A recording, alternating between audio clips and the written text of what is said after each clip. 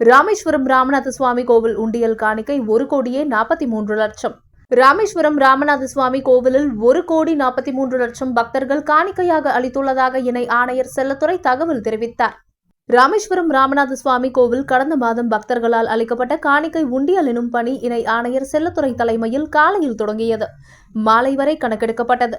இதில் 1,43,84,964 ரூபாய், தங்கம் 16 கிராம், வெள்ளி 2 கிலோ, 800 கிராம் மற்றும் அயல்நாட்டு நோட்டுகள் 244 காணிக்கை அளிக்கப்பட்டுள்ளதாக இணை ஆணையர் தெரிவித்தார். உண்டியல் எனும் பணியில் சிவகங்கை மண்டல இந்து சமய அறநிலைத்துறை உதவி ஆணையர் தக்காரான சிவகங்கை மண்டல இணை ஆணையரின் பிரதிநிதி ராமநாதபுரம் முதுகுளத்தூர் ஆய்வர்கள், உதவி ஆணையர் ரவீந்திரன், கோட்ட பொறியாளர் மயில்வாகனன், உதவி பொறியாளர் ராமமூர்த்தி, மேலாளர் வெங்கடேசன், பேஷ்கார்கள் கமல்நாதன், நாகராஜன், முனியசாமி, உழவாரப்பணி ஆன்மீக குழுவினர், வங்கி பணியாளர்கள், கல்லூரி மாணவிகள், பள்ளி மாணவிகள் மற்றும் கோவில் பணியாளர்கள் உண்டியல் எனும் பணியில் ஈடுபட்டனர்.